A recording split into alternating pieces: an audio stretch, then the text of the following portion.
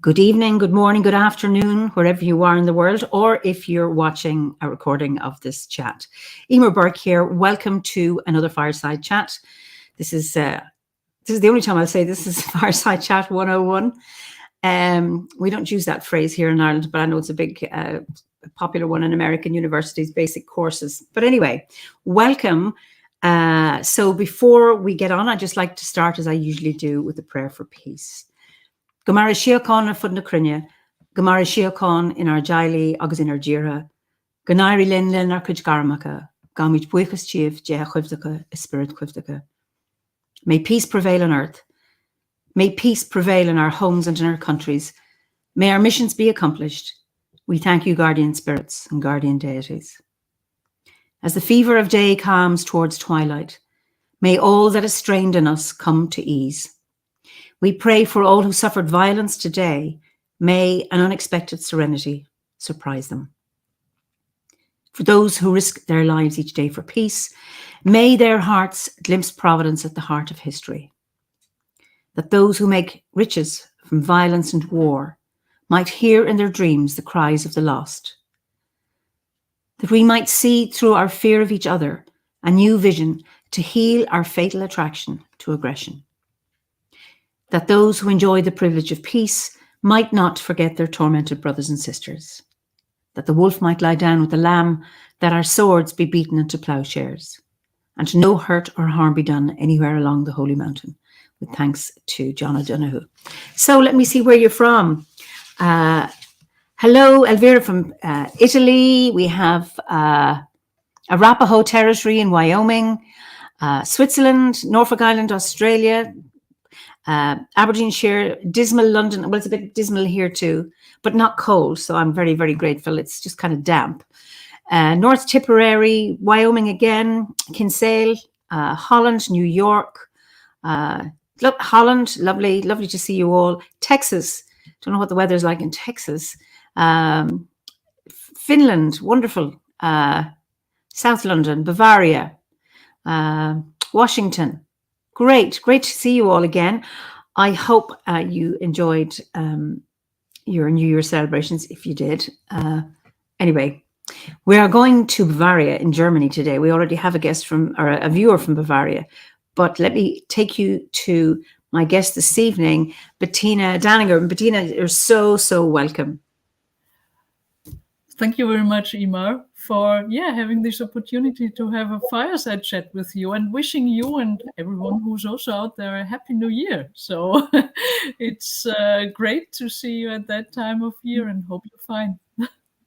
Just before we start, I just see a post from Lisa. I was so sorry to see Diane Howe passed away this week. Hail the traveller, she says.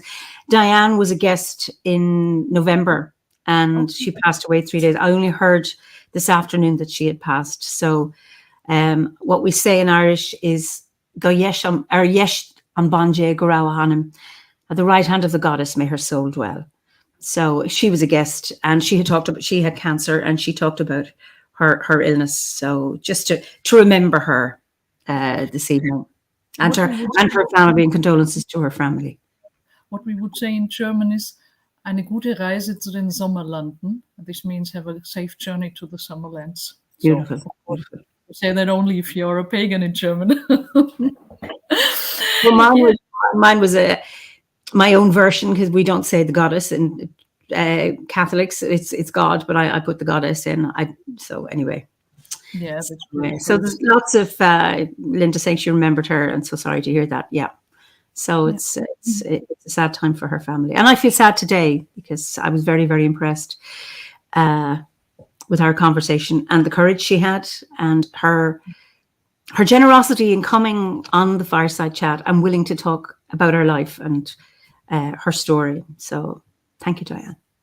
Anyway, So you are in Bavaria, and I know I was there last July, myself and Christopher Hughes, for the European, what is it? I suppose European gathering, international gathering of OBOT, and I was blown away by it. But I'm going to allow you to talk about your landscape.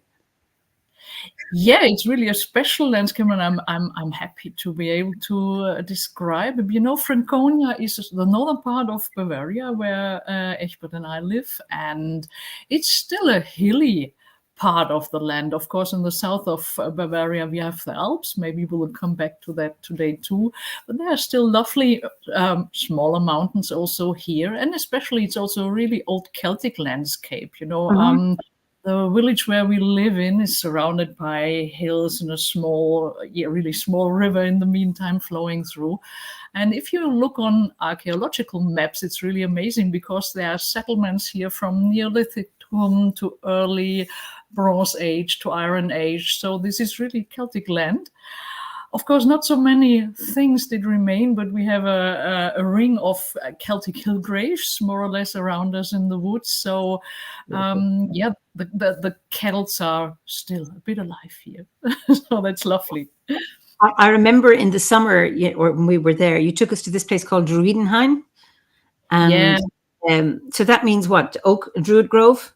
It's a druid grove, yeah, and it's also, you remember, it was really a unique place. It's in a part called Franconian Swiss here, where you have also really mighty rocks, and this is a field of rocks. And yeah, still let's say it like that, archaeologists are not sure if it's influenced by man, people, or if it was shaped naturally. These are really huge rock blocks. You can simply go through narrow openings in the rocks and mount on these rocks, and it forms a really unique labyrinth.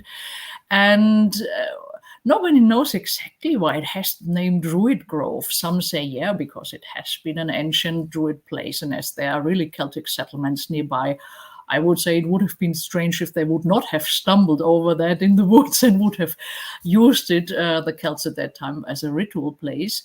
But still, it's not proven. I think it's really a recall of mysteries, of myth of that area that is still well known.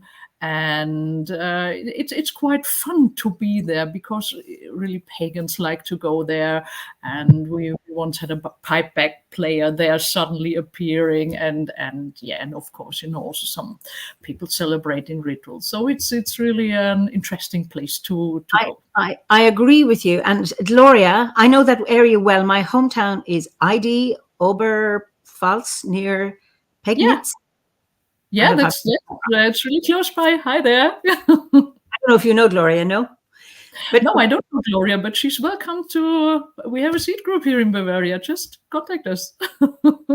What really struck me is, I mean, yes, there's a lot of mystery because, like you say, nobody knows, but you can feel the mystery in the place because these ginormous boulders with trees growing them and the roots just like my finger, like they're just wrapping themselves around the rocks and then finding some place to put down their roots. It's magical. Absolutely. It's absolutely magical, and it's really how nature is also connected to that place is really interesting, you know. And I find it also interesting that we and this is what I might show a bit this evening, you know. Often we focus on the Celtic places we also simply know from the courts, and which are amazing, you know, like Glastonbury, or also on Anglesey or Brocéliande, and all these wonderful places that of course still have remainings with standing stones, etc., so that you can really see the Celtic culture. But what really was an eye-opener for me, I remember that well, I was on Iona, also a magic Celtic place, of course, in 2016 on an Obod retreat. And when we went back, we had the chance to visit on the last day this marvelous Druid exhibition in Edinburgh. Have you seen? It was in London.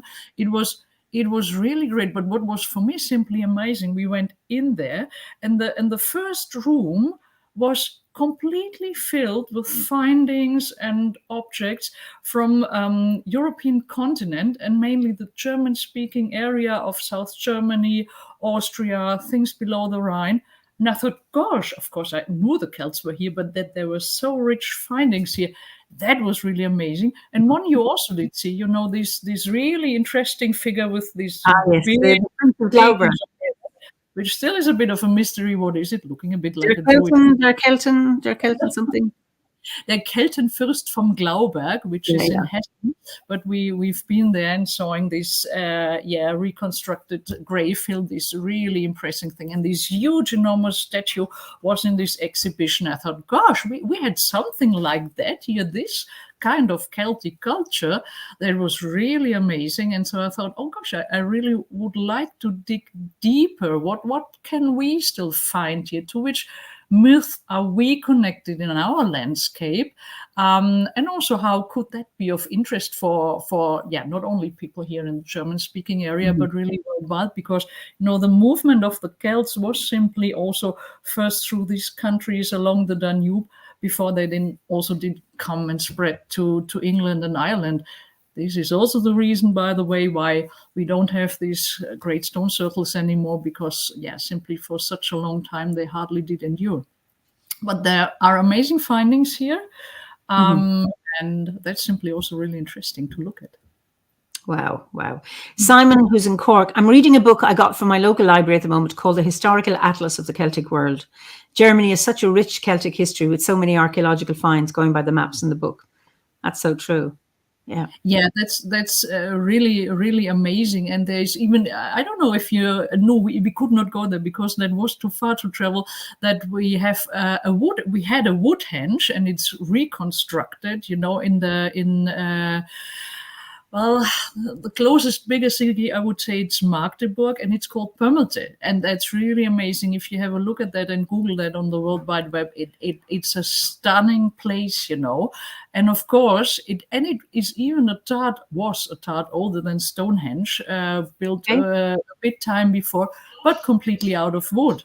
And that, of course, is the reason why it did not endure. But with these new methods, radio carbon and so on, they could simply see, there are interesting structures in the earth. What's this? And they could reconstruct all the poles. They're forming an enormous ring circle. And it's really a stunning place how they did reconstruct. And the good thing is, opposite to Stonehenge, you can still access there night and day without any restrictions or fees. Still not sure when this will change. And at summer solstice, we once, did experience pagans also celebrating there. So it's really a special place that also brings back this really old, our old culture that was even before the Celts, back into the memory also of the people here in Germany and German-speaking areas.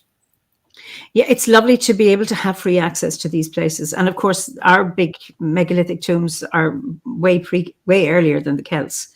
So, I mean, with a lot of tradition, and I suppose maybe druidry as we practice it today, kind of an attempt at weaving, it is, what our Celtic ancestors looked like. We have no documentation or not enough detail, but weaving that into the megaliths with the solar alignments. Yeah, exactly. So I think these are really so ancient traditions that were not stopped. They were simply really flowing through the culture like a river through the landscape, and the landscape did not change so much. So it was still same kind of energy of stones, of rocks, of simply the topography of mountains and so on that still did influence people. And that's really fascinating. And I'm quite happy that we have our talk today, because this is really also a special time here in especially in the southern part of Germany and also in Austria, but it spreads more and more because these days between, let's say, Christmas and Epiphany, more or less, have a special name here. They are called Rauhnächte, which mean the rough nights. You could translate it like that. And this is really an absolutely a special thing. I don't know, are there any reactions of people now actually on YouTube? Does anybody know the Rauhnächte who is not from southern Germany? Well, it's the rough nights, and it's between so the December 25th, is it, until tonight? Yeah, it varies a bit. Some start already on the 21st and make a break, but the real traditional thing is between the 25th of December and the 6th of January. That's called the Rauhnächte or rough nights here. And why are they called rough nights? What's rough about them? yeah, and that's the thing. Nobody knows exactly if it's really about the roughness. Of course, it could be simply related to the roughness of winter. Of course, Okay. now not in climate change times, but in former times, these nights were really icing cold. The darkest nights of the year, strong winds really, really blowing. Yeah, I see. Using with the divination, I will say something to that. That's why this kind is asking that from London. Yeah. What he's saying is a dream on each night for each month. So that's 12 rough nights. This is indeed something, this is a time for oracles also these days, and it was in ancient times for sure. And there's lots of, sometimes also a bit superstitious stuff about it, but we will try to dive a bit deeper. And lots of people... Gunter in Switzerland says they have them there as well. Yeah, exactly. Yeah, because it's really an alpine tradition also. It really is connected strongly also to the Alps, also due to other reasons. And with the oracles, there are really lots of different possibilities to the oracles. Yeah? Sorry, this is... Ava says, hope you did not wash your linen. Exactly. Yeah. We're getting lots of response here. But that's an interesting thing about this. There are a lot of taboos what you should or should not do in the Rauhnächte, and this is all connected to one mythological figure. It's the Percht or the Perchta.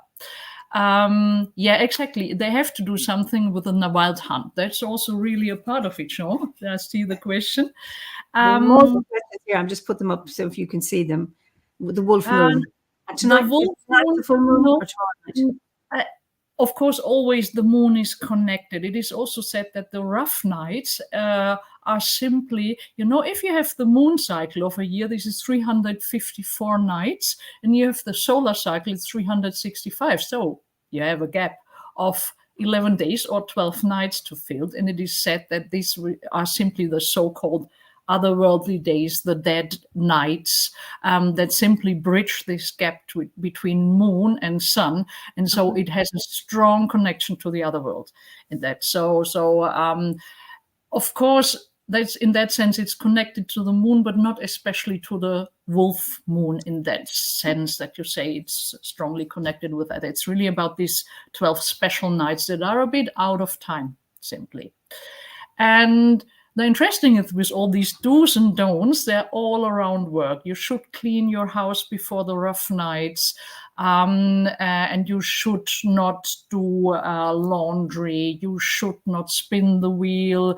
You should not. There's a lot of taboos, but they're mainly about not doing hard work.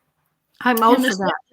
Yeah, and who did especially this work, in former times, this hard work, these were often, not only, but mainly women, all these houseworks in former years before washing machines and all this stuff. And there's this great goddess, and she's really an old mother goddess here in the Alpine area, and also spreading to northern Franconia still, is the figure of the Frau Percht, the Perchta, and this is a goddess. It is said she's the winter aspect of Frau Holle.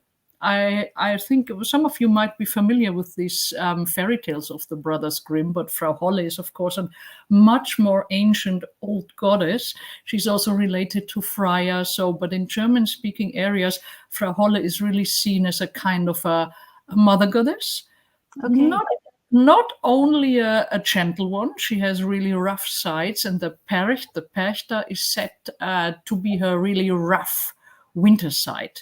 And that's the really interesting part in it, because when we think of all these taboos, you should not work, the Perchta is also simply, she's a helper for women, kids, for health. So it was simply something, a message, take your rest. Don't work in these 2 weeks. This might be the only time of the year, if you have a farm or whatever, where you can really rest body and mind, relax.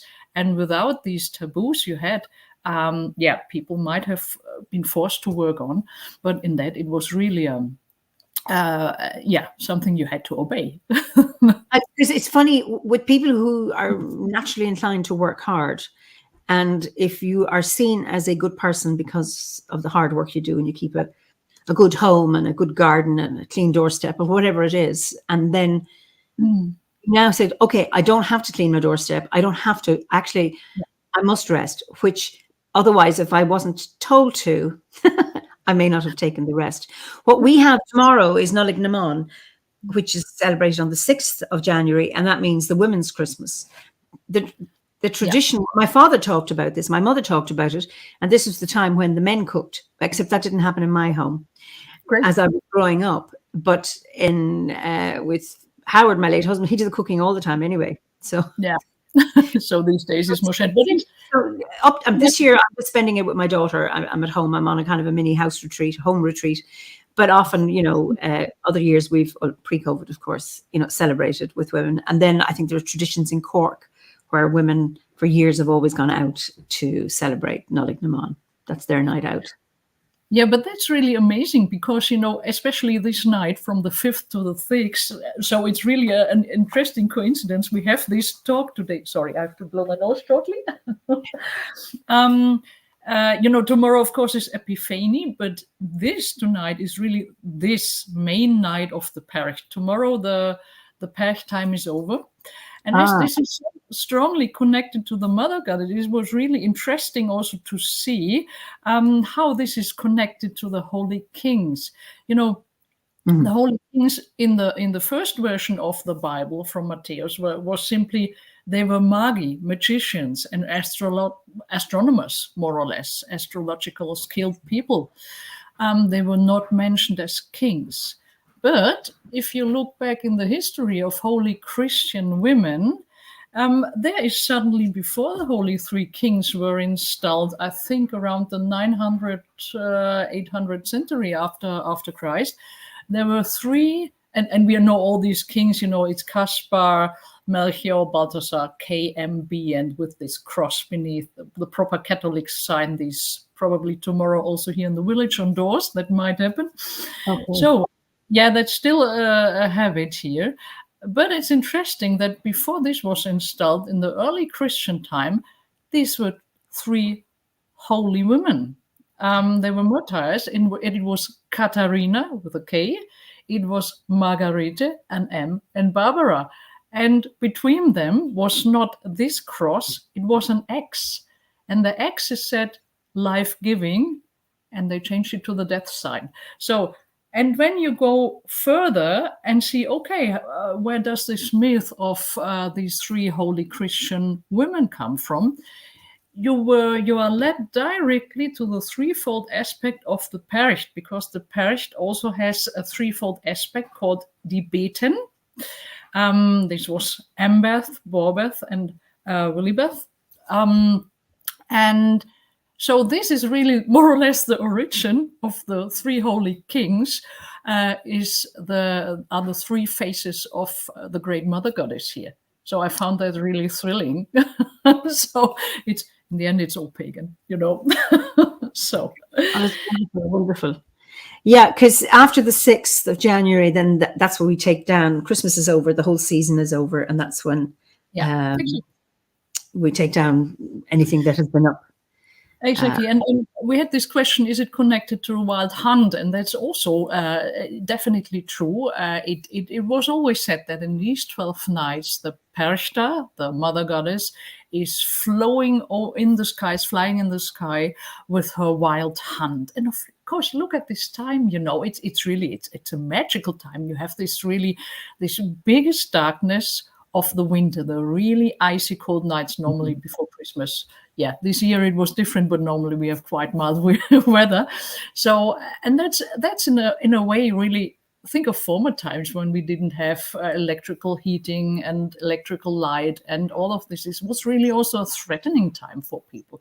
They had to make it through the winter, through illness, through times with less food maybe. They had to live on their storage. So, and you had these howling winds outside and only a bit light. So this was really for them a threatening time. But on the other hand, you also have had the winter solstice already. So you had the promise of the return of the light also. So it always had these two aspects of the light and the darkness. And so the Perchta is riding with a wild hunt in the sky. But not only to scare the people, of course, there was also a scaring aspect, but also to bless the people, especially the farmers, blessing the fields, the animals. So you always had this dual aspect in it. Yeah. Yeah, yeah, it's magical, and it's really proven that the name Percht has a Celtic origin. So this is really probably the myth goes back, but Percht is really has is connected to Celtic words, also meaning the bright one, the shiny one. So there's also really this aspect in it. And what is special here and maybe in the Alpine areas in Austria and also in Germany is still an ancient, it's really a rite, more or less. It's the Perchtenlauf, which means that people, a certain group of people who does this, dresses up really like these creepy figures of the wild hunt, dressed in furs, which is also, by the way, also a reference to the Rauhnacht, because in former times rough could also mean furry, like these furry creatures. And they have really amazing wooden carved masks that look like demons and devils. It looks really marvelous. These are the dark sides of the Percht, the Schierperchen, which mean also the ugly ones. And you have the Schönperchen. These are the beautiful ones with a light side, and they are dressed in nice clothes and has friendly masks. And normally, in where the rite is really still originally alive, they really move to the whole village, go to every house, knock on every house for giving the blessings, but also bringing a bit this creepy aspect in it with these figures. And in the end, they assemble for a dance. And in the middle of the dance is always the Perchta, the goddess herself. And she wears two masks, a beautiful one on one side and an ugly one on the other side to represent this duality. So it's wow. And I find that so amazing that this is still alive. It's more than 2,000 years advanced, and church could not suppress it completely. And does it happen anywhere near you, or is it in Bavaria or other places? Well, it's really in the Alps, especially in Austria. It's even more alive than in the German part, but also in the German part, between Munich and the Alps, there are several villages where they still celebrate it like that. And where you really have these absolutely traditional old masks. And first, there's even a small museum. I haven't made it yet there, so about the Percht and all these masks. So that must be really, really amazing. And it's still, it's about fertility. It's about connecting to the wild forces, and it gets more and more popular. They also, sometimes do it a bit more in other areas, but then it's sometimes not the original background anymore, and a bit more touristic spectacle. But in the Alps, you can really still find this in the villages, this going around blessing of every house, of the fields, of the farmers. And that's a really beautiful ride. I saw that someone did write that she or he, sorry, I didn't see it, likes this a lot, this going around and the blessing. And you also have that a bit in England now in January with the wassailing, of course, that's also an old... The apple trees.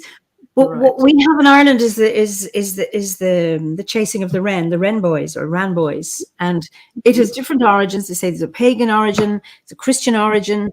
Maybe it used to be they would kill a wren, which I find quite abhorrent, given that it's a druid's bird.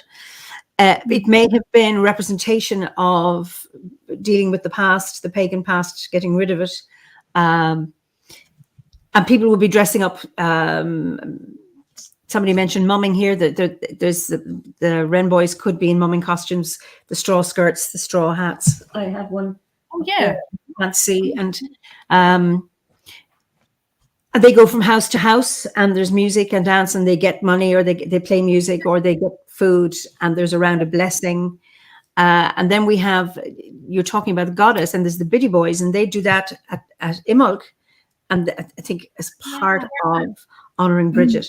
So there's a lot of them mixed up. And then Lisa asks, does anyone know, is this perhaps part of the origin of mumming traditions? Maybe mumming in Britain and here too.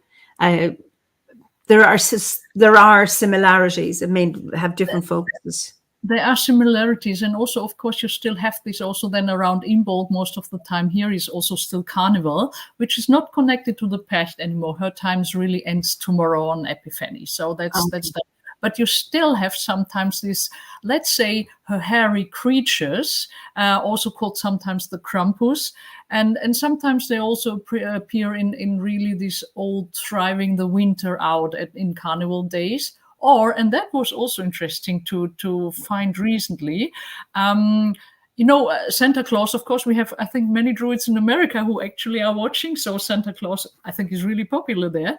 But it seems he also has Celtic origins. It's really amazing, because I found some sources that, of course, the Percht was a pagan, a heathen goddess. So when it came to Christianity here, simply strongly, I see it. Oh, Vivian, hi. So that's with the Rumpelpott. Yeah, that's also in the north of Germany. And with Santa Claus, that in the end, he did replace the Percht. Because in Germany, you still have that Krampus, also in Austria, of course, and Switzerland, let's say, over the German-speaking area, that Santa Claus is accompanied by a really demonic figure called the Krampus. And the Krampus is normally in the wild hunts, figures of the wild hunt with the Percht. So that's really interesting, that he appears both and there and was a bit transported. And he's the one who, beats a bit or tells the naughty kids they were naughty and you won't get a present. That's the figure of the Krampus. So that he really is also looking at the dark sides and not only at the bright side. So that was it. Krampus accompanied Saint Nicholas, I assume. That's where Santa Claus. That's I would say here in the German-speaking area, this is really still part of it, and still Santa Claus also has something. This, how is it called, a rod? This where he beats sometimes, or he threatens the bad kids with. He says, if you are naughty, you will get in this bag. And he has it's a bit like a broom what he wears with him, of twigs, and showing this. And this is normally something the Krampus also has here. So this is really, like we said, it's fusing, it's blending, it did flow over the centuries, and still could not be suppressed completely and comes back alive. So time is in Finland. So Knecht Rup. That's also Knecht Ruprecht is also that's sometimes more a bit in the northern part of Germany or in the middle part. Depends a bit, where you are. Knecht Ruprecht is the Krampus in the end, who has a bit the demonic, diabolic side, although he's a nice figure, but he tells you if you did things not well and should think about your sins. And in the end, of course, it was, and of course, one really important thing of the Rough Nights is what is also still quite common and what was common over centuries, and that might also be the origin of the name, is the smudging. Rauch in German means smoke.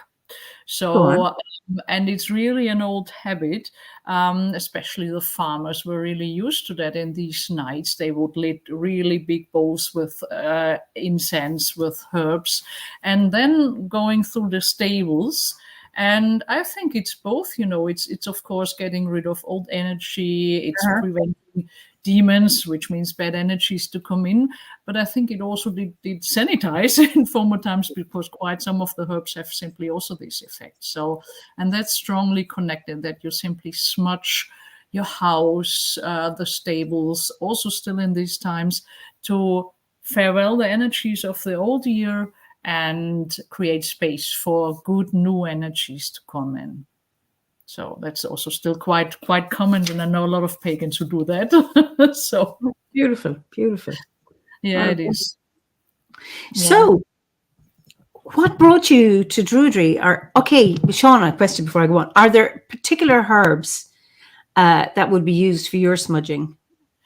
Do you know? Well, I find it always important that you simply use the herbs of your region where you are from. Of course, in Germany we have complete other herbs than in America, and I find it absolutely important that you connect to that. And if someone is interested in the German herbs, there's a beautiful book called written by Wolf-Dieter Stoll about the plants of the Celts, and there he refers a lot to it's in German, of course. I'm sorry, I don't think it has. I imagine many of them, Sean is in Ireland.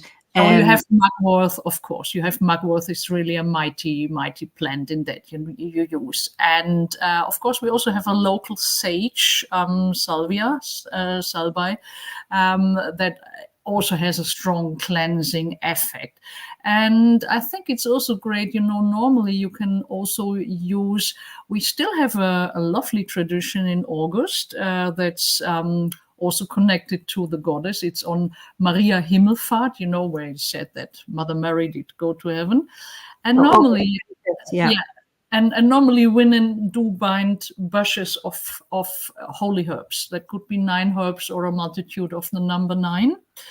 And it's also a custom that you dry them and keep them, and use also these herbs for smudging in the Nachten.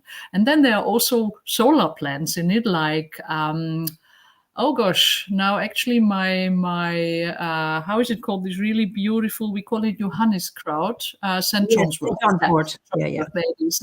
So, and that's really special also to you. So, and of course, everything you feel drawn to. That's also important. Also some people smudge with some seeds of Angelica, Archangelica, which is also really popular here. And and it's good to do your own mixture and grow your own herbs or buy herbs and use them. So Taimi in Finland, well, she says use sage, yes. Marjolein in the Netherlands, whom you know, Laurel and and Taimi says rosemary and pine resin. Yeah. So and Angelica, yes, Lisa, Angelica is a really marvelous plant. So absolutely magical, and only native in the northern hemisphere. That's really interesting. So. Yeah, because we have plenty. I mean, I use vervain, and because I grow it here in my garden, and agrimony with mugwort, and then whatever herbs are in the garden, and then add resin to them and make my own incenses. And it's just lovely to be able to do that. Yeah, it's marvelous, and agrimony is really an amazing herb. It also has these sunny yellow flowers, these beautiful ones, and I also it's a great cleanser, and it could also be used if you did, for example, celebrate New Year's Eve a bit too much with alcohol. It is said also to ease, let's say, the effects of alcohol. So, you know what? Thank you very much for that. I was not aware of that. That's very nice. I take it's the leaves, because the flowers are so small. I mean, they're lovely. The church steeples and the little birds on agrimony. So, that's very interesting to know. Thank you. I'm always interested in the healing properties of herbs and.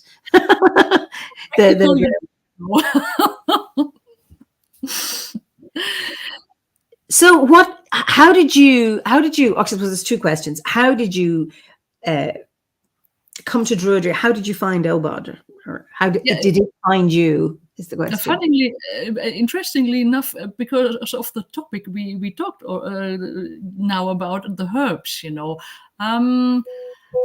or more or less, let's say maybe it was even an earlier start. When I was in my teenage years, teenagers always look for something to rebel against. That's important, and I was, at that time, it was, let's say it was the first things about protecting nature was coming up. And it was mainly at first protesting against nuclear atomic reactors, these things, so the nuclear use of things. So it was great to march there and protest against it.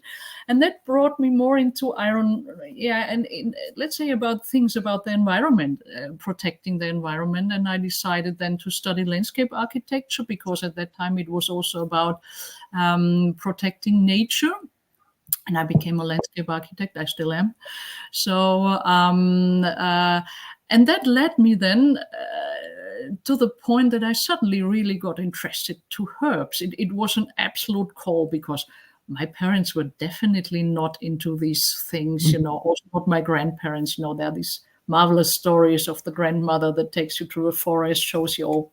I did not have that luck. So it was really like a call from the plant other world, and I did dive deeper into it. And and later I also, and of course I was also always interested not only in the healing aspect, but also in the what does it on your psyche, and so of course when you deal with this topic of herbs, then at some point you simply come to spirituality also. And that was my first connection. I did then also run a herbal nursery for quite some years, because and other perennials. But it took quite a long time to find Obot. That was really, sometimes I regret it. I was already in my 40s, I think, 10 years ago. You found Obot. Sorry, once again? You regret that you found Obot? No, I regret that I found it so late. Oh, so late. Because there might have been a chance earlier, but you're busy with everything has its own time. Exactly, everything has its own time. Like in the Montessori pedagogic, a window is opening for the right things at the right time. And there's a beautiful story how I did find then in the end druidry, really, and not only nature spirituality. I have a good friend, and she does also in the Rauhnächte, always a year's reading to look back in a group of people and to look in the upcoming. Of course, also we do oracle a lot in at this evening, and she has marvelous decks, really amazing stuff, a big stack of it. And one year she had one I definitely instantly felt drawn to, and I read, it's Druidcraft Tarot. That's interesting. I think I have to get that. So back home, I did Google, but at that time it was in Germany sold out. You couldn't. It was simply not available anymore. It was not published anymore. And for some reason, I thought, well, okay, then it might not meant to be. And when I met my friend next time, I did talk to her saying, this is really this beautiful deck, but it's not available in German anymore. And said, oh, really? I still do have a copy. This is my gift for you. So that was really heart-touching. And then I started reading, and I thought, oh my gosh, that's amazing. It's an ecological, psychological nature spirituality. I have to go for that. That's my thing, simply. So this was the Druidcraft, not the tarot. This was Philip's Druidcraft book. Philip's Druidcraft Tarot. That was what I found in the end. And of course, there is also Obot described in the last pages, and I still remember that. It was on a Saturday, and my daughter, she was quite small at that time, had her swimming lessons. And, for parents, that's horribly boring, sitting there in this bath. And then I did Google a bit on my phone, say, now I have to find out what it is about this Obot stuff, And then I saw, and it was amazing what I read. I thought, gosh, that's really my thing. And then I saw that only 6 weeks later, there was, I think it was the first workshop in Germany at all that someone did organize, or more or less, about that someone from England would come over there and did simply refer about Druid-related things. And I simply knew I have to go there. I had 2 small kids, so it was quite organizing, but I knew I really have to travel there. No choice. yeah, and then I met these really crazy weirdos, this lovely bunch of druids, and felt at home instantly. You know, it was a homecoming to my tribe. So started the course directly after this weekend, and yeah, here I am. What wonderful. That's beautiful, beautiful. Do you have a daily practice as a druid? Well, let's say it like that. It happens more or less naturally. You know, we live in the woods, and we're simply connected to nature.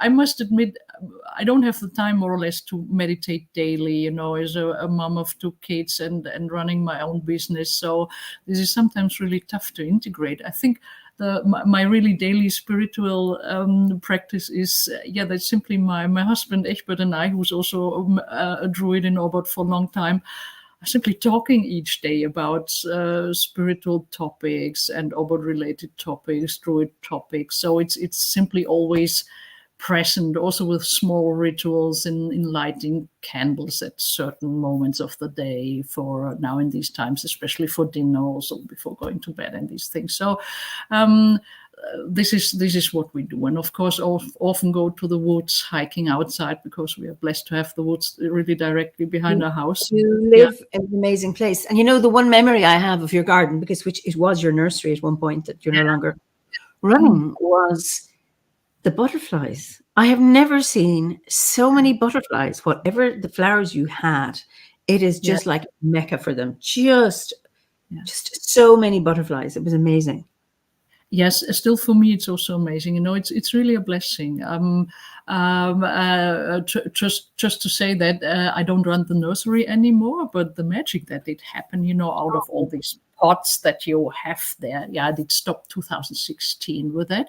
But the magical thing is, you know, simply from all these pots that were standing there, roots did grow in the normal soil, or they were seeding out. So this is now really what we have in front of our house in spring and summer and autumn is really a flower field of perennials. And yeah, we always try to keep it a bit like that, weed out the stuff that would be too dominant, so that there is really a multitude of flowers. And I remember that someday, you know, it must have been 2 years, 3 years later, that I saw an absolute rare, you know, one of the red list butterflies. And I thought, gosh, what a blessing that he stops here on his way or its way. And then I suddenly had this insight, thinking, no, it's not stopping here. It's coming here. It comes here because of the place, you know, because it's an abundance really for insects, bees, butterflies, and that's really a blessing to have this, and having been able to also to create this simply, and more or less living nature that was there before a bit her way, and not to turn it into lawn or whatever, but simply work with the nature. And allowing things to evolve in their own way, you know, because obviously having a nursery, it's a controlled environment, because, you know, you have all of that stuff. And then to let it go wild, and it has its own magic. Absolutely. Mary-Elaine said we had a beautiful Yule ceremony in your garden. So yeah, she was recently here before Christmas, so we had a lovely small ceremony with some druid friends over. So that was pretty for the winter solstice. Yeah, that was simply great, and also lovely to be able to doing this. Saying, no, you can light a fire here. It's outside of the village, so it's a bit, you know, like the witches and druids lived in former times, not in the village, a bit on the outside, so that the proper Catholics, and it's really a Catholic village here. Yeah, old church, but this is also a church built on an old Celtic place that's proven. So, so that's not so bad to be a bit outside and being able to do these things. Yeah. And you have wonderful oak trees that I saw. Yeah, and of course that's really also a blessing as a druid. This is and we did find out a bit more in the meantime, because it's really stunning. It's almost like a line of oak trees over a few kilometers. Wow. Were really huge. I would say 200 at minst, maybe all the oak trees are standing, and it's really stunning, because it's almost like in a line. And there are several interpretations for that, but it seems to be more and more proven that this did mark an ancient path, a trading path from Nuremberg to Prague. And this is where the village where we are lies on. And Prague, of course, it's only 2.5 hours away. You should come again. And I've never been to Prague. I would love to. It's marvelous. And this is also really, and Czechoslovakia is also a really ancient Celtic settlement. We also have some over this. I think. I hope we can connect it sometime.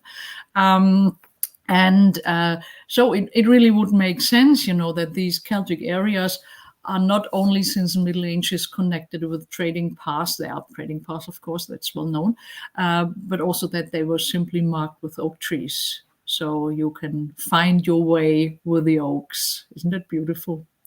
Blake, who's in the US, he wants to know what species of oaks do you have around your home? This one is mainly Quercus. Oh my God, I was once better in that. It's Quercus robur. So there it is again. The red oak. Okay. Robur, that's the main. We have a few others, but that's really the main one. I've been to America a few years ago, and I was absolutely impressed by the oaks that are over there, the white oaks, the silver oaks. So wow, amazing. And there are some varieties, but I would say Quercus robur is really the main one. Let's say you see it in the background also a bit, the green man with the oak leaves, really traditional oak leaves with this very short, exactly. So he has red oaks near his house, and in the general area, white oaks and some black oaks. Yeah, beautiful. I was, isn't it magical that our druid tree has so many beautiful variations over the world? Like we druids have so many beautiful members, so that's really lovely. It shows, I suppose, it's a very good metaphor for the diversity and the different manifestations of oaks or of druidry, shared values, however expressed in different ways. And you're talking about different colors, you're talking about different textures, acorns looking different, and the leaves being different. Yeah, but in there's a core, and the oak, of course, has a really strong core in the deepest roots. At least of the European trees. So in the core, we can all connect to each other because we're all the same, And even if our leaves look different, we understand us. So that's really a beautiful metaphor, also for all the values and ideas we have worldwide. Exactly, absolutely. So, you have a grove or your seed group? Yeah, that's an interesting question. Yeah, I told you teenagers are sometimes a bit rebellic, and sometimes druids also are. I can't imagine that. Yeah, because it's fun. We have the Norea seed group, although we have really a multitude of druids, so we could be a grove. But at some point, we really decided very consciously, we said, we stay a seed group, because it might simply change the energy, and we really are an absolute democratic seed group, and there's no leader in that sense. It's already a lovely story how it did come to exist into existence. I remember it was 2015. It was the first international gathering in Germany that was hosted from Germany, and I went there with a good druid friend Bernhard, and we did sit there on a you know him too, and we did sit there down at a table for lunch and did start to talk with the people next to us we didn't know yet. And then I said suddenly, that dialect sounds familiar. You are from Bavaria, aren't you? And those two people said yes. And there was a third person saying, me too. We said, wow, 5 druids from Bavaria at one table. Shouldn't we find a seed group? I found a seed group. So, and then we simply did, and that was simply, no one did step out and said, I will found a seed group. It was really people meeting. And so, we decided to stay a seed group for the time being, and to keep this equality simply also as an energy. Lovely. That's interesting. Poppy says, Bettina, your accent sounds more Dutch than German, or did I miss something?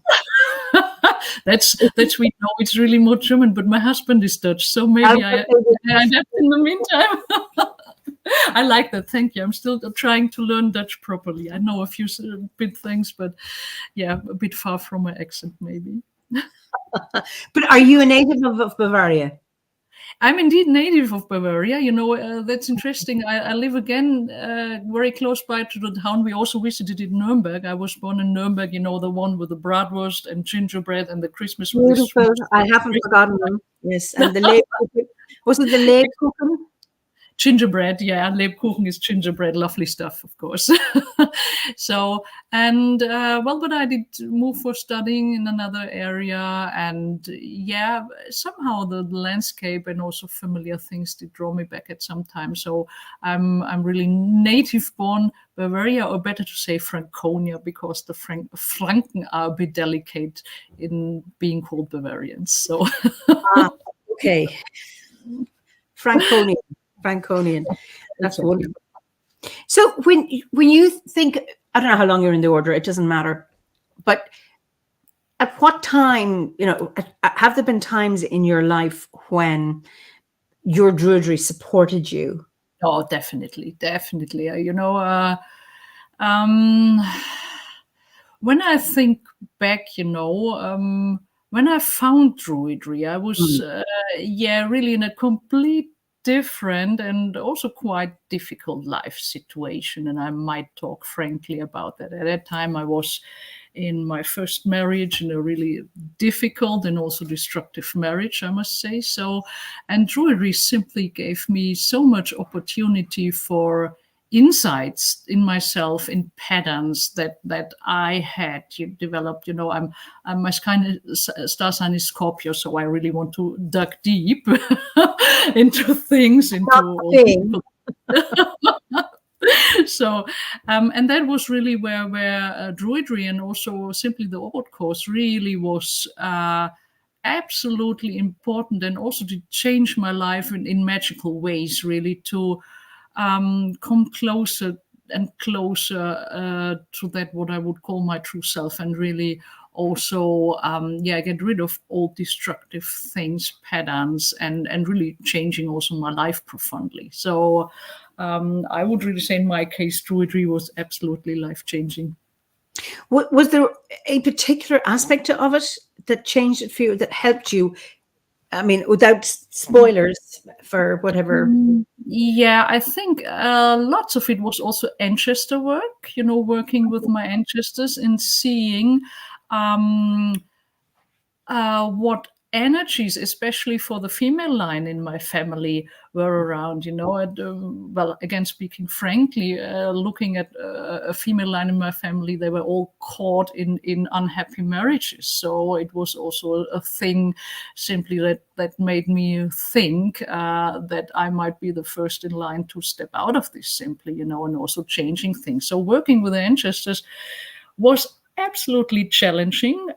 Sometimes I really started screaming on all this anger and all pain and experiences that did come up. But it was also absolutely freeing in a way that I saw, well, nobody did things on purpose. They simply did act what they were able to do, and act in all their possibilities and good intentions and whatever, So, and if I want to change things, I don't have to blame my ancestors for things. I'm the key to simply set things in motion, in simply gaining insights via this ancestral work, and then also simply change family energies. That was an important part. I think if you can have that perspective, I think that really, really sets you free then. Yeah. It doesn't change the story, but it changes the future. It changes the future, definitely, and maybe it can also do something for the past, when we think in karmic cycles, Yeah. what quite some druids do, then in the end, if you somehow deal with it and also somehow forgive your ancestors in that, and saying, okay, I see you. Actually, there's this great Avatar movie again, and the father says to his son, I see you, and I understand what did drive you and why you did struggle. And if you see that and acknowledge that is really, it also heals something in the back and also in the future. So it's not a linear timeline. It's really working in all directions. So Carmen, who's in Spain, so you cleared the family karma? Sorry, could you repeat the Eimear? Family Did karma? you hear the family karma? Do you think you've done ancestral healing? Yeah. That's also really a lovely druid story that did take place on this retreat I already mentioned that we had on Iona in 2016, where we had also a day to work with the ancestor energies, and it was amazing because it was an absolutely stormy day. It was, I would always.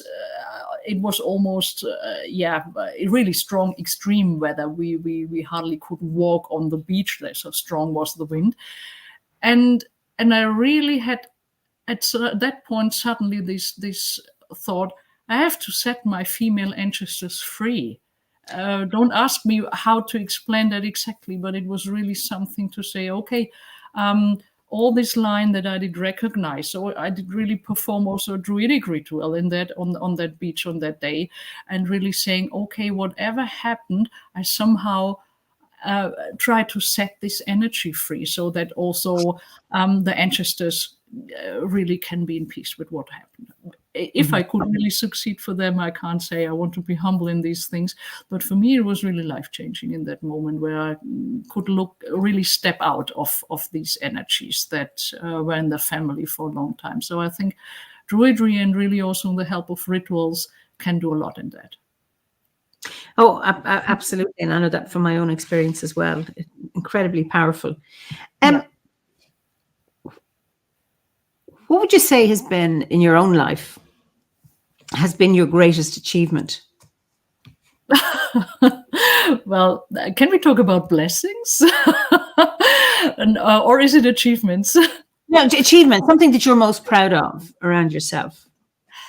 Well, in the end, that what we talked before, being able to change patterns in my life. When I look back, I mentioned this rebellic teenager, and I have my daughter is now also a rebellic teenager. That's quite interesting in some other ways, and my son also, of course, has this thing. So, and looking this back like in a mirror, I think sometimes, oh my God, really.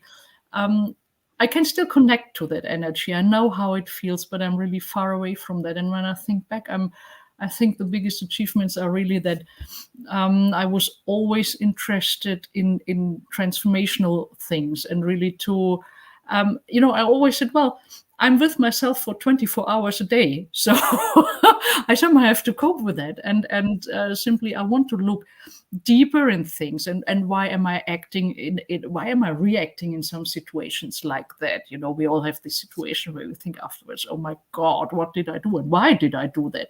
So I would like to change these things, and really come more and more to a point where I say, well, not my ego is driving me, or less and less, and really that I simply know let's say also my dark sides, and the difficult patterns of behavior, and really saying, okay, I don't have to act them out. I can really recognize them. I can breathe, and simply also look at them from a distance. So would that be related to, I'm thinking of, a challenge that you've overcome? What would you say has been your biggest challenge? I think we never overcome the challenges in changing ourselves. that you've met head on and have managed in some way, if not overcome, but is there a challenge that lots of challenges, to be honest. It's dealing with fears. It's dealing also sometimes with negative thoughts, what we all have. And let me think if there's a special things where I would say that's the most outstanding. Difficult to say, because it was a lot, that I thought I have to change and deal with. Maybe it was really overcoming always a bit the point to say I'm a bit a lonely wolf, or doing things on my own, and really connect to people, and really feel like sharing myself and going into contact. Also as a kid I was really shy, absolutely. And this is simply a process to change this.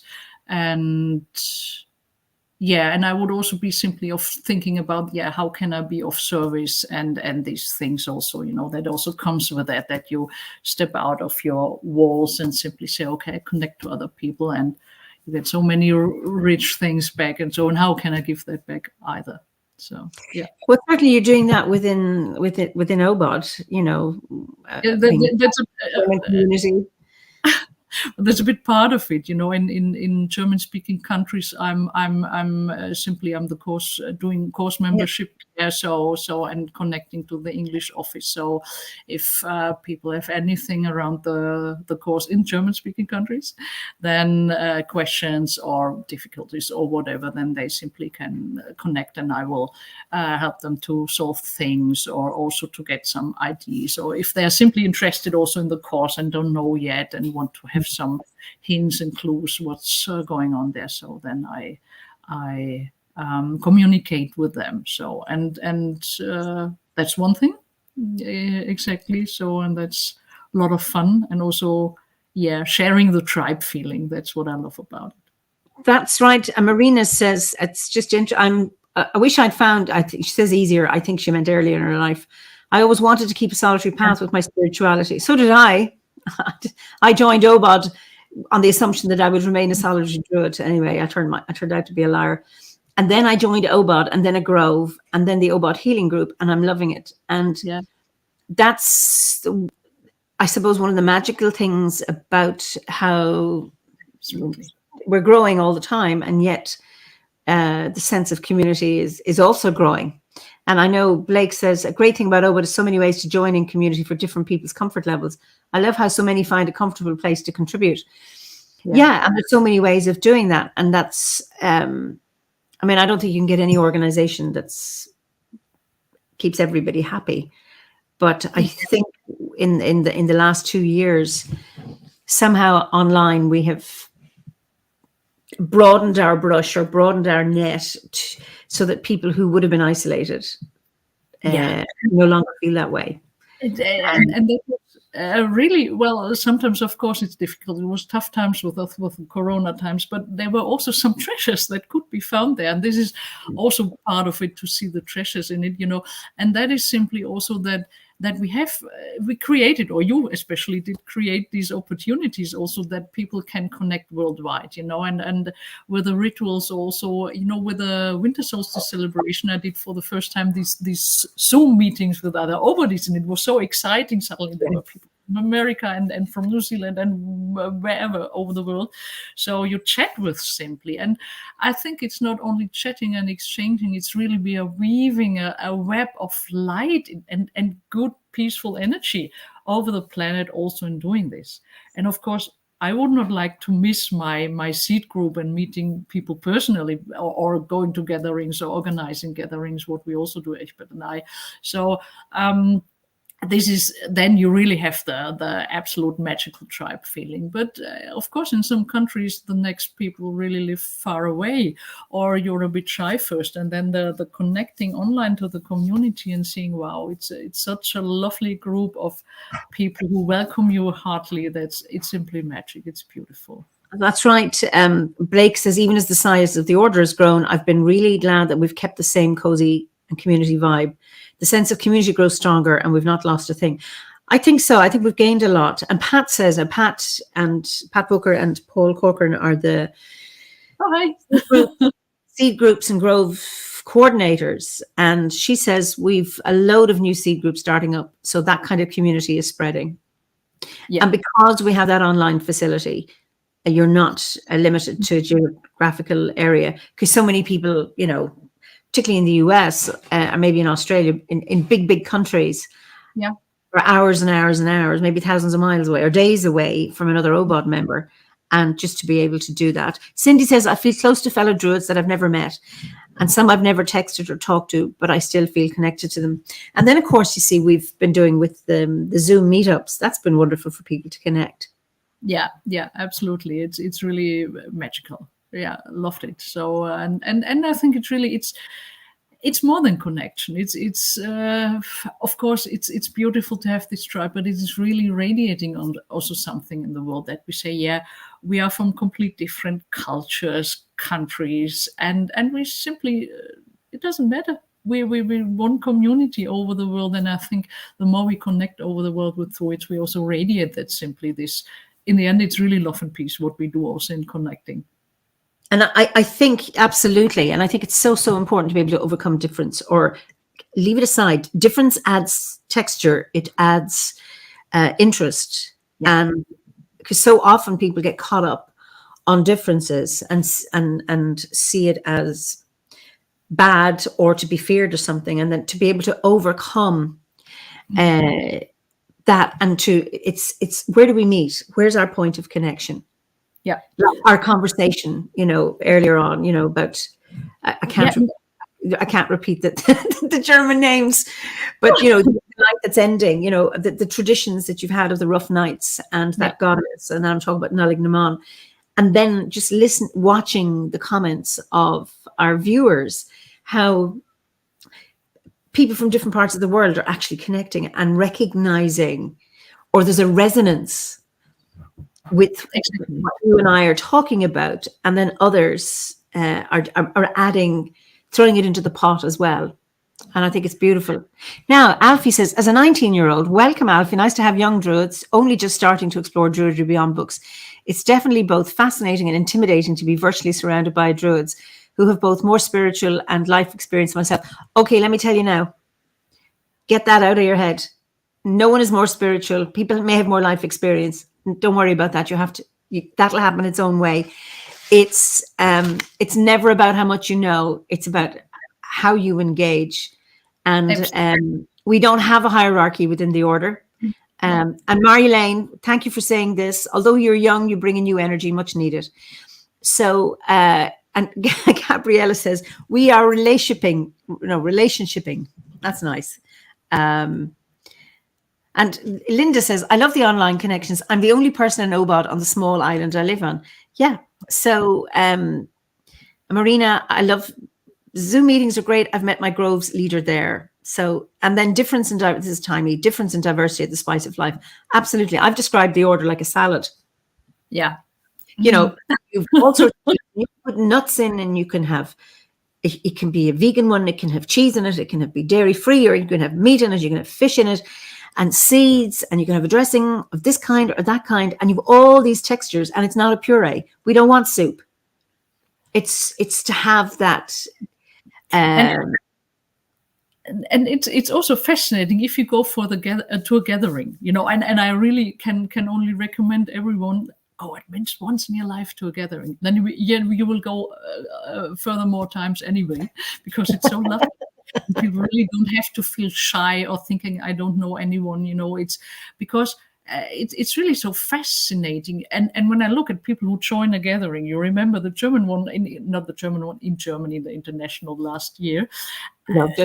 Sometimes they are really absolutely different people from professions, or also how they simply present themselves, or even sometimes the way of thinking and so on. But it is always like coming home, because really this nature connection we have in druidry, and the druid connection is really a solid basis that connects us all, and you can simply go there and show who you are. That's you don't have to hide your beliefs or your thoughts that I like to call them muggles, like in Harry Potter, the normal people outside, or not normal people outside, simply have where you sometimes think, okay, I shouldn't talk now about me lighting a fire and greetings the directions in the garden. They might not deal well with it. Yeah, we all have these spaces to connect with, and also really like in all the different ways we are. And that's also for me an absolute important thing. What you said, we have no hierarchy, and it does not matter at all in which grade you are, how long you studied. It is completely unimportant in that sense, And I often hear that people say, yeah, I'm just a bud, and said, you are a bard and you're also a druid, and there's really no necessity to go there and as fast as possible, despite, because it only matters what you experience and how deep you connect to the things and how strong you use also your experience you make on your path, also on the bardic path, to transform yourself, to really be yourself more and more. That's it. And so it really doesn't matter, and also doesn't matter how fast you maybe go to the next grade. It's absolutely unimportant. You take your time. It took me 7 years to complete the bardic grade, and that was the right time, and it was the right pace. Pat says, Alfie, the older I get, the dafter I get. I used to be much wiser, but I'm having more fun these days. Well, there's an awful lot to be said for having fun. And wisdom has its place too, but I think you can gain wisdom through fun as well. And then Poppy says, how lucky you are, Alfie, to be on this free life-giving path at 19. Blessings to you. You are just as important as each person anywhere. Always remember that. And thank you. Very well said, Poppy. That's very, very important. And then Ferdy's asked me a really profound question. Are you suggesting Obod is full of nuts, Eimear? Well, there's acorns and there's hazelnuts who are full of wisdom. Some have to be cracked and some are cracked. But just think of the nourishment to be found in a nut, and also the potential in nuts. So I shall try and dig myself out of that hole now. I think it's great. I think well, there's seeds as well, Ferdy, and leaves and vegetables, boring vegetables, and maybe herbs as well, and some flowers, some cute flowers. But yes. And Simon says there's not a huge druid community in Ireland compared to the UK, but I think more people are becoming more. Yeah, absolutely. We've got a very good, healthy community up here in Kenkenny. And then there are other druid groups in Ireland. Yes, not as big as the UK, but it's growing. Oh, yes, Pat says we're muesli. I'm just trying to get this blocked. You will find nuts and flakes aplenty. Okay, good balance between flakes and nuts. Very good. Yeah. So it's we've Ferdy, and this I suppose this is for everybody really. Everyone is a beginner one day, whether they're 19 or 90 or anything in between. And some of us follow the belief in every day just beginning. And I'd like to add to that, Michelangelo, when he was 87, said ancora imparo, which means I'm still learning. So and I think the day we think we know it all, or the day we say, okay, I've no more to learn, it's like, well, I think maybe your job is done here. You know, I just love the idea that we're constantly learning and more discoveries. Anyway, so over to you. I'm doing a lot of a second. Yeah. So over. Let you speak. Yeah, well, I think that's really the point. You know, that when you said these achievements, what I like best, it's really the soul work. You know, because I think that's really our task here. That we have to come closer and closer to knowing our soul, knowing what we are, who we are. So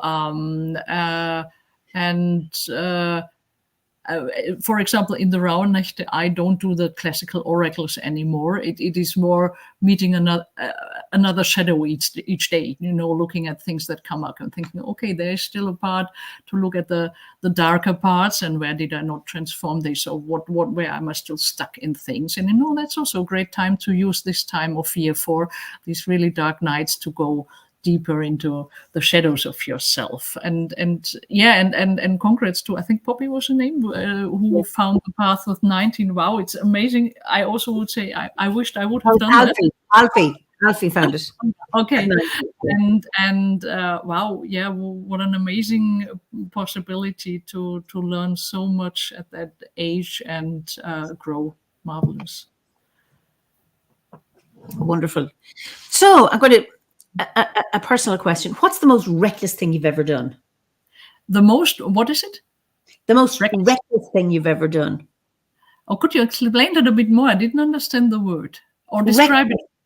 Reckless. We see it can be something that you do that had a risk that might be perceived as a dangerous thing to do? You took a big risk without thinking. That's, Yeah. I mean, Yeah, I've now done things that what other people would have found reckless that I thought, no, this was so right to do, but somebody else might have seen it as reckless. So I'm kind of, yeah. Well, to be honest, normally I'm a person I like adventures, but safe adventures. So, I like adventures, but safe adventures. That's one thing. Okay. But I remember that's also connected what I told that I once did take a bit of a. Is that the word? Yeah, I have the risk in principle. Risk is what was the biggest risk I ever did take in that. Well, interesting. Maybe coming here to Earth, starting with life, but in special. When I think back, I told you I had this nursery, and there's an interesting story how I did come there. But buying this nursery was for some reasons quite a risk because I had to use some money I wanted to have also in creating a place to live, and it was not clear if it would have been possible at this place to build a house and all of this. But I had to do that, and that's also really more or less a druid story why I had to do that, although I wasn't into druidry at that point yet, but already into nature spiritual things. I didn't know this place before, this nursery. I lived in the village quite some time, then it moved away, and it come back when my kid was really small, my first kid, to buy some plants. And I saw the woman who did run the nursery. I asked, where's your husband? She said, oh, he died at old age. And I said, yeah, what you're going to do with the nursery? Yeah, we'll try to sell it. And I said, okay, oh yeah, good to know. So, but not thinking about things. Then came back home, and the next day I stood in my small office room at home, and we had a small garden there, and there was a lovely elder bush, or elder tree, Holunder, you call it in German. And I always loved this. This is really the shrub I was drawn most to always. And I looked at it, and it was really like time somehow vanished, and I was not into shamanistic things or whatever at that time, but simply, I really got a message from this elderbush who said, go there and buy the nursery. And I said, are you crazy? I even did not know that I wanted to buy a nursery, but it was really a clear message. And yeah, in the end, today it is not a nursery anymore, but it's really a soul place. And this refuge, you're told, like for all the butterflies. So it's really a nature's place. And also that we simply have a place here together with people who are interested in Celtic spirituality and nature spirituality and druidry. So this is really, it was worth taking that risk, also, and we live here now. So that also it worked out in the end, this risk. But it was really jumping in with a small kid, and I did never run a nursery. I did work for a few weeks while I was studying in a nursery, but I had really no clue how to do all of this. So it was really a risk doing that, but I had such a strong voice calling me, I couldn't do differently. It was simply I had to, and it was worth it. Well, Marjolaine has some wisdom. The elderbush could be the voice of a Frau Holle. Yeah, exactly. This is Holunder in German. Really, it refers to the Frau Holle. So it was really the mother goddess, more or less, speaking to me and really telling me which path to follow that would lead me to, other magical things too. Okay. So just something around your divination with your rough nights, that we have omen days in Ireland as an old system. So Kale one would be or Kale would be an old word for omen or an augury. So Lon Kaelwana would be the omen days or the oracle days. And what are you doing there? How do the oracles look like? I'm just coming across it now that looking at that I think it's probably meditating each day to see what is revealed to one, meditating each day. Well, you from can the landscape. And actually, Blake says, I'm observing omen days, valuable divinations for the year to come. Best year-long forecasting too. Okay. So I think it's interesting to looking at how. So Samhain would have been a time of divination in the past. In it's the beginning of the dark time, and then you're coming into the deeper dark with the solstice, and then passing that moment of solstice, you're coming. The light is being revealed, which is revealing, I suppose, digging into the dark, within the dark, and then coming through into the light to see what's revealed for the year to come. Yeah, exactly. And I think this is also what is more or less, I think these oracles in the Rauhnächte are really absolutely widespread.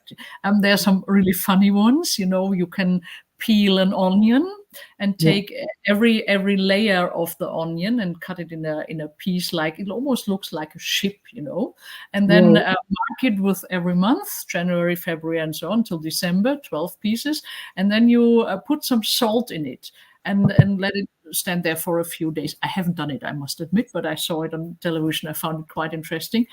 And it seems to be different how the onion absorbs the salt. Sometimes it's absolutely dry, and sometimes it forms really a wetness with the salt, that simply wetness is drawn out of the onion. And it is said so you can predict the weather for every month of the year. So if you have onions at home tonight, best night to do it still. Peel it, make nice layers, put some salt in it, mark it, please, so that you still know which one's which onion layer. And and of course that was important for farmers, centuries ago, where we did not have a weather forecast on television or whatever. You really had to get some clues about the science. This was connected to simply, would you survive the next winter and having enough storage of food or not? So that was really an absolutely important thing. And of course, you can use it also trying to get a bit of topics, what could be important in each month, or simply, like I said, which schedule would you like to reveal? I even know a woman who always oracles the price of, oil for the heating when it would be the cheapest to buy in the year. And she says she always succeeds. So. That's fascinating. I think she could become very popular. I mean, it's interesting because people obviously, well, can you predict the lottery? If I buy, is this a good time? And obviously not. But and I think mainly it's about also connecting simply with the New Year's energy, because these habits are about letting the old things go, like in smudging the house, the old energy, and connecting and opening simply a portal for the new ones. And of course, it's also great to, we are also magicians as druids, to direct the energies a bit and say, okay, what does it mean this year in energy for me? Which old energy might I like to leave behind, from the past year, and which new energies, they might be completely new in my life, or simply things I already am a bit on the path and I would like to develop more, would I like to invite more. And in the end, it's focusing on this. It's not so much like the glass bowl and people looking into it and seeing this. It's really conducting the force and saying, okay, where should it go to? And then you can really create this year also more, saying whatever is important for you in this year. And of course you can use numerology and all these things, and looking also at the numbers of the year or correlated to a birth date or whatever, to say, okay, that's the energy I would like to focus a bit on and develop more in my life. Yeah. So, what are you most grateful for? Sorry, once again, there was a small break. Could you repeat, please? What are you most grateful for in your life? Lots of things. Well,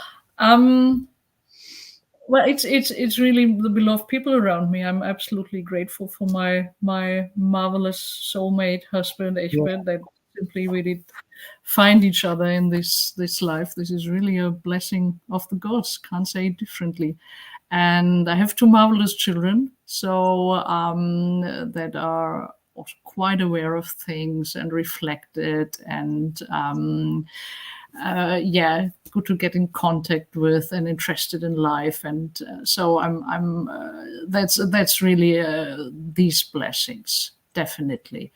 I'm also, I'm simply also blessed with finding druidry, like I said, because it really had this life-changing impact. So, that really made a difference in my life, to simply feel more and more happy with myself and connected with myself and knowing myself. So that's also a big blessing in all of this. And of course, in general, when I see what happened this year, simply what we could not imagine, that there's a war in Europe, and thinking of all the times where we had war and famines and all of this, simply to say I'm grateful to have a warm house, a good place, enough to eat. We can heat this place, and around us, actually, no war is going on. So it's also these things that I really recognize, and I'm also simply grateful for as a blessing, because then we can also focus on more topics than just surviving. Absolutely. I think that's so important. Do you have any regrets? Lots.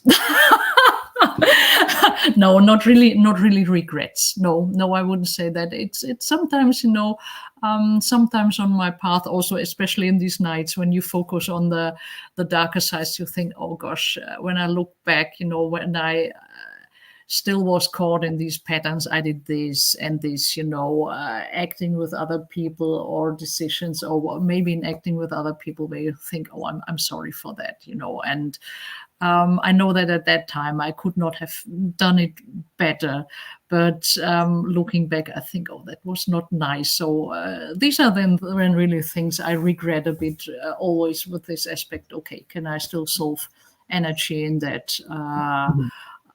So and these are the things. So no, for the rest, no regrets. So what brings you joy? Once again, what brings you joy? Yeah, we're druids. So yeah, it's lots of things. It's and particularly, I'm thinking so much about, Christmas is always about consuming in the Western countries. We were simply lucky that we don't have to celebrate Christmas, but I see that, and I sometimes see people who say, yeah, fancy clothes bring them joy, or when they have a special big event there, or a huge holiday going to somewhere. And I don't think that's it. It's simply really the things literally that you find on your path, simply going to a forest and finding, not now actually, of course, but a flower you haven't seen there yet. Say, oh, that's growing here, isn't that beautiful? Or who was that? Someone of a druid community. We collect things. We find a beautiful stone, and it's like the most precious jewelry to us. Someone did post recently on Facebook. She moved house, and some of her friends helped, and someone was carrying a box saying, "Oh gosh, what's in there?" Stones. Yeah. So and really connected, of course, with the people I'm blessed with, but also with the community. Really, we had such an amazing seed group meeting. It was Samhain. I really have to tell that it was so amazing, because normally Samhain is really a severe energy, and you have to connect with the dark part of the. But this year, Samhain, we had this amazing weather. I think it was the same in Ireland. We had 20 degrees and Sitting there in the sunshine in t-shirts, and it really felt more like Lunarsat, like Samhain was really in Germany. Was absolutely warm. It was amazing, and we were sweating in our ritual robes in the circle. And we always bring when we have a seed group meeting and celebrate the ritual of the year, we say, okay, everyone brings some food. We never say who to bring what. Everyone contributes. And we had an we always have great tables, but this wind table was really, it was amazing. It was a multitude of food. And in this warm weather, we really started to come into a hobbit mood. It was amazing. You know, it was like, oh, could you give me a piece of cake, please? Oh, that salad looks amazing. Could you pass me the bowl? Oh, I'm really now, I can't eat anymore. But there's soup. Oh, give me some, please. You know, it was really amazing. And this is also the small joys, you know, simply an unexpected energy, and also going into that and celebrating together and having this lovely meal together and just sharing the food and really the harvest, although it was Samhain. But well, that's it also, simply to go with the flow, and that's what brings joy in the end, connecting to life's flow, to nature, to the people around. That's really the joy bringer. Yeah, and I suppose celebrating with friends or community, I think is so lovely. It struck me. I've identified a jay that's in my garden. Came a few weeks ago, and I couldn't see it clearly. My windows aren't the cleanest, and anyway, that's my confession. So I was trying to identify this bird, and then I had seen it a few times, and I tried to take photographs. Still couldn't get a good view, and then it was. I have a little. It was an old sand tray for my kids. It's now a pond, a shallow pond, just to keep little. Maybe I'll get frogs this year, but the birds have bats in it, and there it was. And I realized that was a jay, and you know they're secretive birds. I've seen them in the woods. You know, you just get a flash of them as they're flying. Yeah. But I've had one, and it's been in my garden visiting a number of days, and that kind of thing gives me joy. And I was in the woods yesterday. And there were ravens, and I identified 4 different raven calls. Wow. Yeah, the different sounds, you know. I have to work on them because I'm going to bring it into a story. But I was just, they're talking to each other. They're not just chirp, chirp. Well, no, ravens don't chirp, chirp. But you know what I mean? That I knew they were having some kind of conversation. Yeah. And I remember years ago, myself and Howard went on a weekend with this American guy, I can't remember his name, on bird language. It wasn't about identifying the who, it's the what. And being able to recognize, you know, these are contact calls, these are alarm calls.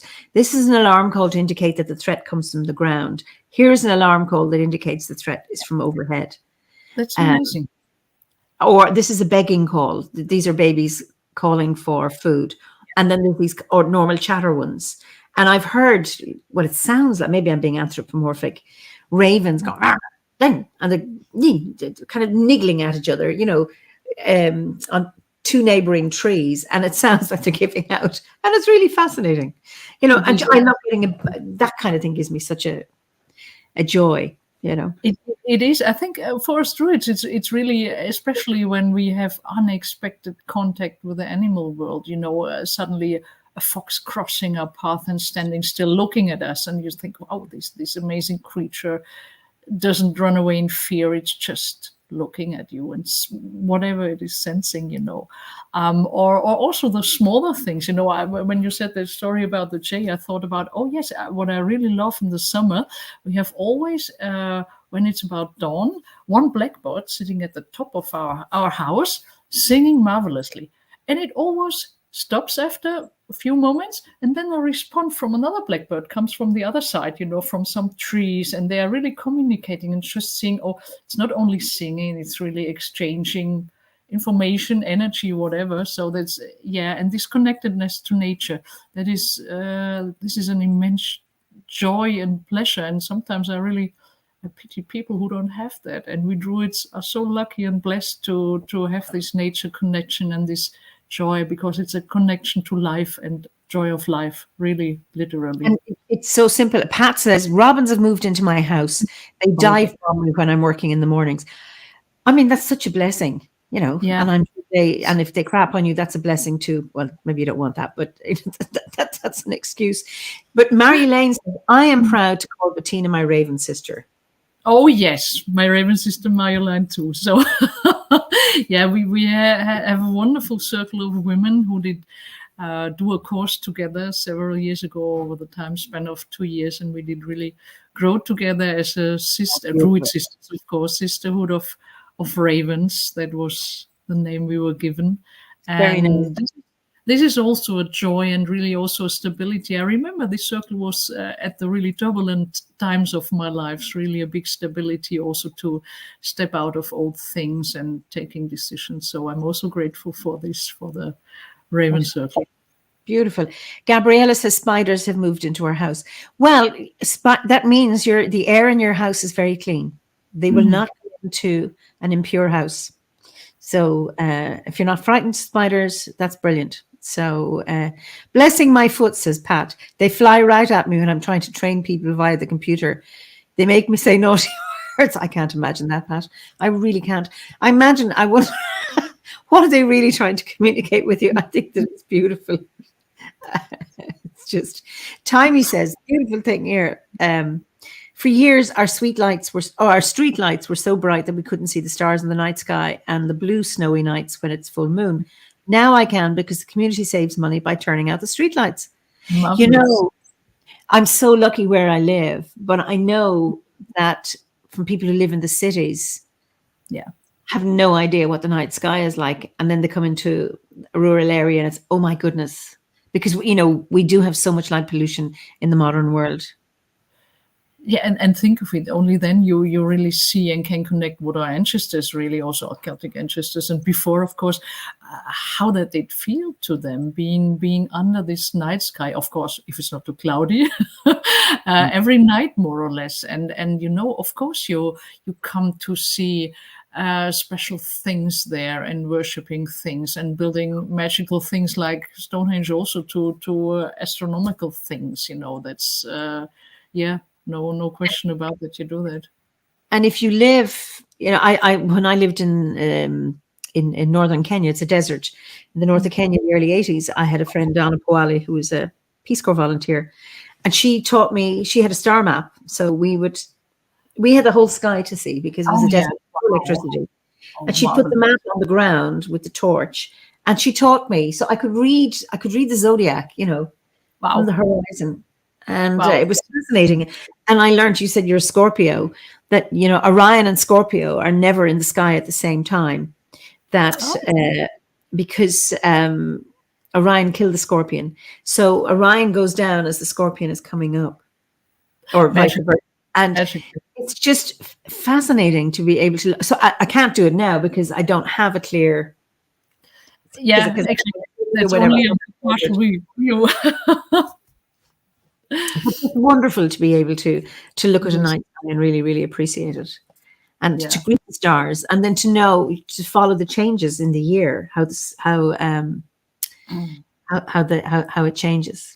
So lots of responses to ravens. One has raven. This is funny now. Where do we get it? We have a raven. This is Adrian. We have a raven who stands at the top of the power pole and calls when he's hungry. Human training, I would imagine, maybe. Do you feed him? That's the thing. And if you do, they're very, very clever. The raven doesn't do it often, but they are incredibly clever birds. Yeah, absolutely, definitely. Okay, so we're coming to the end of our time, but still a few more questions. What concerns you about the modern world? Well, I'm an optimist, so I'm not into this is. We're driving this against the wall and all of this. But of course, there are things that do concern me. But I also see potentials. When I mentioned that I started in the 80s to protest against nuclear things and so on, and especially in the last 10 years, I really see a shift of consciousness that more and more normal people really get aware of the need we have to do with deal with climate change and all of this. So I'm still kind of optimistic that we can make the change. What concerns me a bit more, I think, might be actually developments in social media and in democracy. I see that really when I think what's actually happening in America, also with these elections in the, I don't know the American word for it, sorry, this House of Representatives. something like that, but somewhere all over the world, it seems that even in countries we would have experienced as stable democracies, that there are really forces that try to undermine that. And this is what I'm really concerned about, and really hoping that also we Druids do our best really to radiate this peace and love in the end, that this freedom also, that people can simply live in freedom, which in my opinion is also only possible in a democratic world where everyone can vote, and we have not dominant rulers. Yeah, so this is what I'm really a bit concerned, and also what social media does on this. I have 2 kids of 16 and 19, and luckily I would say, of course, they do social media and so on, but they are not absolutely connected by it still. I hope, at least. I think so. So and we talk often about it, that in Germany, or in, probably worldwide in Western countries, it's now a third of young people who has really severe psychological problems, from depressions to other things. And I asked my kids, I think, how's that possible? I can't remember that from my youth. And they looked at me and said, Mom, of course, social media, you have so much pressure these days. So I think it can be a marvelous tool, like we saw. We can connect here also via this thing. It's a blessing, but we have to use it wisely, and also teach our children to use it wisely, so that we run it and are not run by the system. So that's something.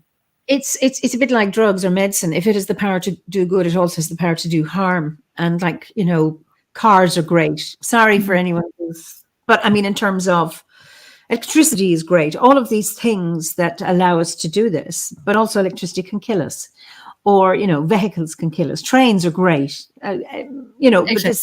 But it's about balancing all of that. It's not assuming that every good thing is a panacea. And, and then Blake says, aside from social media, there's a lot of study to show that climate change is causing depression and related issues among young persons as well. The world have been lived with. As Douglas says, yes, a hammer can build or destroy. I suppose one of the concerns for me around climate is the means towards dealing with it, and the lack of acceptance of different worldviews around that, because I don't think there's one way to tackle it. And there are different views, and I'm hoping the different voices are not silenced, and that if you have a different view to the conventional one, that then you're called a climate denier, when it's like, no, I've been listening to various speakers talking about different things, and I think it's important to be able to have all of the perspectives into the pot, so that we can have a good look, rather than jumping to one and then ending up with other problems further down the line as a result of it. The world is really complex, like social media, for example, is also, but we really have to get the whole picture. So we need all opinions and views. That's also a democratic process in the end, and not judging someone, saying you have an opinion I don't like, but simply listen to it and see, okay, what conclusions can be drawn out of that, what can be gained, what learned, experienced, to bring the best in the world. So that's simply also important. So what gives you hope about the world? What? Sorry, once again? What gives you hope about the world? Oh, druidry. Simply. Okay.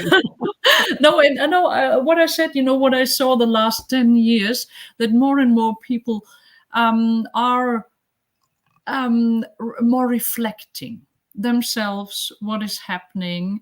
They are reflecting on the status of Mother Earth, but they also, you see, courses on discover yourself, know yourself, whatever, are becoming more and more popular. People really look at themselves. So, and I think this is really the motto. This is the basis. If you know yourself and transform yourself, and simply are able to change yourself, then, and be more and more aware. That's it. More and more people come to awareness. I think out of awareness, we can create hope for the world. When people are aware, they see the developments in nature that have to be stopped and the possibilities to do it differently. They see what happens to democracy and social media. So I think awareness is really the key in all of this. And of course, that's what Druid is also providing if you follow that path with that intention. And and I see this development over the last years, that more and more people are coming to that. And so that's the hope I see. Yeah, I think it comes back to the peace prayer, deep within the still center of my being, may I find peace. And it comes back to the self, and then you come to your grove, and then you go to the greater circle of humankind. And I think it has to start with ourselves. And I'm not talking about from a self-centered, I suppose it's self-centered, but that I think selflessness is dangerous. I think you need to have a self, and you need a strong sense of self, not at the expense of everybody else. But I think a community is only as good as the individuals that make up that community. So if you have self-full people who are self-aware, who take care, take responsibility for themselves, then you have a better community. Blake says, listening to an opinion, after all, certainly doesn't declare it correct. If you listen to it through and you disagree, at least then you know it's in its entirety the opinion you disagree with. Pat says, John Locke said that if you don't know all sides of a case, you can't judge the strengths and weaknesses of your own beliefs. Listening is the beginning of wisdom. But absolutely, Pat, couldn't agree with you more. And then Gabriella says, humans tend to process the world via their emotional response to what's happening, which is a different process than coming up with solutions. Yeah. So anyway, my last question for you, this has been a really interesting chat, is what is your favorite, well, it's kind of two parts. What is your favorite season, and what is your favorite ceremony on the Wheel of the Year? Well, I can't deny I'm a summer person. And it's the favorite is the summer solstice. I had the most impressive festivity I ever did celebrate was indeed the winter solstice. That was really amazing, but that's another story. And it's the summer solstice. Definitely magical things did happen there in my life. Okay. It was great turning points, great points of insight, and also the direction, of south, and the element of fire is quite close to me. So it's definitely summer solstice. And actually I like each one I'm in, so yeah, of course it's always has its own quality. And I love Samhain, for example. Also, this is what some people can't understand, but it's really also digging in the dark depth of the Scorpio. So everything is precious. But if you ask me, it's still summer solstice. Well, you have one fan. Yay, says Pat Booker. At last, another summer person. Instead of everyone saying Samhain, most people say Samhain. Everyone must have a higher tolerance for cold than I do. I love the brightness of summer. I get loads of energy with the long evenings. And then I love the dark. And I love that. What I love about the winter solstice ceremony is that just being in the dark, having a ceremony in the dark and just meditating on it. And I just love that. And then I also like the light. And now, the day, I don't know how, is it a minute a day? The days get brighter by a minute. I'm not so sure. That's now happening. Yeah. Yeah. So it's a minute isn't enough to notice. But I do love, as soon as the clocks go, I think, woo, I'm heading in. So, so I don't like the transition into the dark. I like being in the dark. It's that, it's the transition, leaving the light, going into the dark. I don't like, but once I'm in there, I'm happy. So, and Douglas says, I love all the seasons. Each one has something different to offer, or something to offer and learn. I used to hate winter. Now I love it. And I think that's one of the beauties. And I suppose myself is every 6 weeks, we have a festival that's different. It's another shift in the cycle that allows us to reflect on ourselves and on our landscape. And I think there's such magic in that. It is absolutely magical, and especially if you also connect it to soul aspects and all of these things, you can connect it to different life ages and so on and so on. It always tells you so amazing things about the path, and it's such a blessing. We simply cycle this cycle of life as druids, and always connect to these different energies, and always the next round is again different, and completely different things to experience, even at the same festival. So it always gives us deepest insights and chances, and also to connect with nature. That's simply beautiful. Yeah. Well, it's been such a joy talking to you, Bettina, and we've had good conversations before, but it's lovely to have this one. And you've been a great hostess when I've been in Germany, yourself and Egbert. It's been lovely to see you. Yeah, and you're welcome. Well, thank you very much. Be careful of your invitation. As an ending, I have a small toast here, and that's also connected to the Raunecht. You see this? It's a bit difficult in the light, but it's a really lovely Arwen beer mug. And of course, Bavaria is the beer country, in Franconia too, lovely breweries, really great beer. And this is a ritual that is still connected to the Raunecht. In this night of the Percht, if you fill your mug with beer and the Percht comes and drinks it out, it will refill the whole year again without ever getting empty. Say that again. You fill it with beer, and if you drink it all. No, you're not. The Percht has to drink it. So if the Percht comes to your house and drinks this mug of beer, then the mug will be refilled all year in a magical way. It didn't happen to me so far, but you never know. You can try. I don't like beer. I don't like beer. I wish I did, because you can go anywhere in the world. Every culture makes some kind of beer, and I don't like it. So I wish I did. Maybe try it with a wine glass. Maybe it works. So I'm a wine person. Anyway, listen, just lovely conversations, such a lovely chat, wonderful chat. Thank you both. Wonderful and fascinating fireside chat. Many thanks to you both, Ihawa. That's Michelle Alou. She's in County Meath. That's in Ireland. So it's been such a joy. So I'll let you say goodbye, and I'll send you backstage, and then we can look at the comments after that. Yeah, just thank you a lot for hosting me, all of you, the whole tribe. I'm simply happy to connect, and wishing you still a great star in a magical year, and a really blessed one for all of you. Okay, so I'll see you in a few minutes or moments. So thank you all for being here this evening, this morning, this afternoon, or like I say, if it's a recording. It's just lovely as always to have your comments, and of course I can't get to read all of them, but we will look at the comments after this. So I wish you all well for Nollaig Naman and the end of the rough nights, however you celebrate, and I look forward to seeing you next week for another fireside chat. So until then, be well and slán go fóill.